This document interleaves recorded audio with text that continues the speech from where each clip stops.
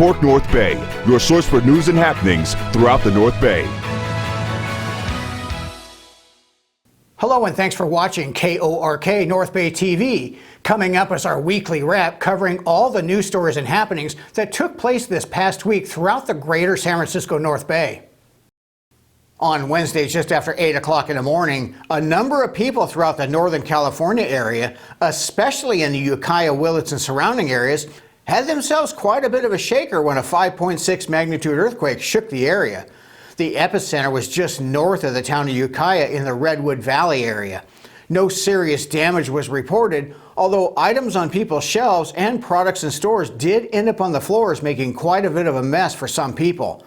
The shaking was felt as far away as the northern Santa Rosa area and over into Lake County. In fact, an interesting video was captured by a man named Zachariah Ploger, who's a fishing guide on Clear Lake that was out on the lake when the quake hit. Let's take a look at how it looked on the water as the quake happened.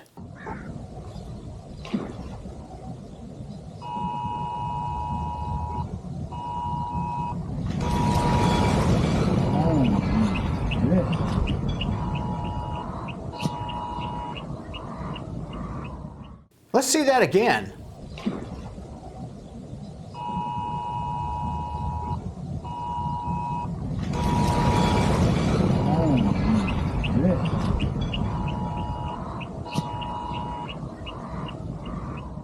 That's something you don't see every day. We're glad it wasn't too big of a quake and that no one was hurt. Tragedy struck in Marin County during the early hours of Sunday morning last weekend when a car crash on Interstate 580 took the life of a 35-year-old man. The incident happened at about 1:40 in the morning when 3 people were coming back from a Groove Well Vacation Festival up in Mendocino County, which is a lifestyle and wellness festival involving music, yoga, swimming, and just a general good time among like-minded people. The crash happened in the eastbound lanes of 580 near the San Quentin exit just before the Richmond-San Rafael Bridge when the 32-year-old driver fell asleep at the wheel and the small Nissan sedan they were in hit the center divide wall, then veered off the shoulder and crashed into the hillside. The front passenger, who was identified as 35-year-old Paloma Foster, a resident of Orange County and a student at UC Berkeley, sustained critical injuries and was transported to the hospital, where unfortunately he died from his injuries. In the back seat of the car was Foster's 7-year-old son, who thankfully wasn't injured, and neither was the 32-year-old driver. Authorities didn't arrest the driver because neither alcohol nor drugs were suspected of being factors. Apparently, he just fell asleep at the wheel after the long drive from coming back from Mendocino County. Our condolences go out to Mr. Foster's family. On Thursday near Sonoma on Highway 37, not far from Sonoma Raceway, a 4-car collision happened that sent multiple people to the hospital, one with critical injuries who was flown by CHP's Golden Gate Division Air Operations chopper to John Muir Hospital's Trauma Center. According to what little details we were able to get about the accident, is that traffic had stopped near Noble Road, which is where Wing and Barrel Ranch is located, but a car coming from behind at full speed apparently wasn't paying attention and slammed into the back of the last stop vehicle, causing a 4-vehicle chain reaction crash. According to the CHP, the Shell Vista Fire Department transported the other injured parties to local hospitals. There was no word as to how many people were injured in this incident, other than that there were several, with one being flown by chopper to the Marin Trauma Center, and the others being transported by ground ambulance. This is a good reminder to keep a safe distance between you and the car in front of you, and to keep your eyes on the road at all times. In Petaluma on Wednesday at about 9:30 in the morning, a Sonoma County Sheriff's Department K-9 unit that was out on routine patrol on the south side of town on Lakeville Highway spotted a speeding vehicle, so he decided to pull it over. When he made contact with the driver, he decided to use his K-9 named Riggs to walk around the vehicle to sniff out any drugs that might have been inside the vehicle. And sure enough, Riggs signaled that there was something inside, so a search of the vehicle was conducted and a whopping 10 pounds of methamphetamine was located. Both the driver, who was identified as 61-year-old Felix Miller, a resident of Santa Rosa, and the passenger, who was identified as 56-year-old Jedediah Renda, a resident of Forestville, were placed under arrest. Because of the amount of methamphetamine found in the car, a search warrant was obtained for their home, where even more methamphetamine was found, along with a scale and packaging materials, plus a firearm. So they were both booked into Sonoma County Jail. And according to court records, they were released that same day with no bail, with a citation to appear in court at a later date. In Novato on Wednesday at about 11:45 in the morning, a person who lives in San Francisco called the Novato Police Department to report that his vehicle was stolen the night before and that a tracking device that he had in the car was showing that it was parked at the Shell gas station on Infrente Road, which is right off the west side of I-80 near the Ignacio and Belmarine Keys overpass. So officers in the area responded to the scene, and sure enough, there was the car at the gas station with a woman in it. There was also a man associated with the vehicle who walked up the street to the dollar store, so they located and apprehended him as well. Found on the suspects was a cloned key fob and a specially cut key that allows thieves to manipulate an ignition switch to get a car started. The woman was identified as 25-year-old Chelsea Canepa, a resident of South San Francisco, and 37-year-old Christopher McGuidad, a resident of San Francisco. Both of them were given a ride in a legally owned police car to Marin County Jail, where they were booked on felony charges of grand theft. This is a case where technology helped solve a crime. Many vehicles these days have GPS tracking systems in them, but if yours doesn't, a cheap and easy way you can add one to yours is with an Apple AirTag, which only costs about $30 or so and can be hidden inside your vehicle that you can track on any Apple iPhone. It's one way to help keep track of pretty much anything that can be lost or stolen. This story is going to raise the hair on the back of your neck in sheer anger because we hear about way too many incidents just like this same scenario happening all too often.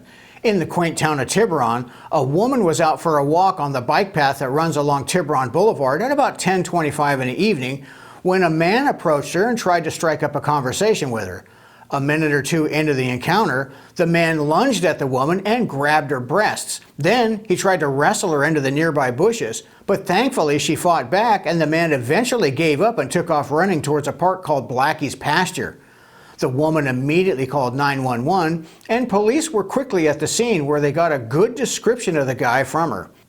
Thankfully, she wasn't too physically harmed other than being shook up and traumatized by the incident.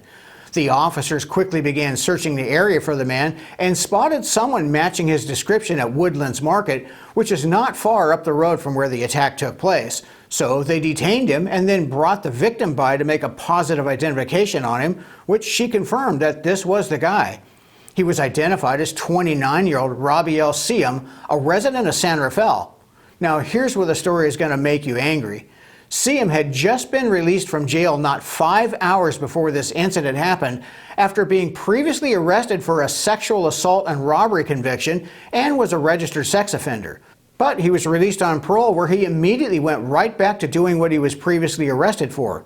So not even 5 hours after being released, he was sexually attacking the woman in Tiburon. So he was arrested once again and driven right back to Marin County Jail. On Sunday in the town of Novato, shortly after 1 o'clock in the morning, a fire broke out at a home on the 600 block of Plum Street. A resident in the home tried to put the fire out by using a fire extinguisher, but it wasn't enough and the fire began to take off, so the resident got out of the house and called 911. When fire crews got there, there was heavy smoke and fire coming out of the garage area of the home, so they jumped into action to get it put out, as well as went through the home to make sure no one else was in it. Unfortunately, as quickly as the fire department had gotten there, the entire garage and laundry area of the home was completely destroyed, and because there was so much smoke and water damage, officials red tagged the home as unfit to inhabit, so the Red Cross stepped in to provide temporary housing for the residents. Thankfully, no one was injured in this incident.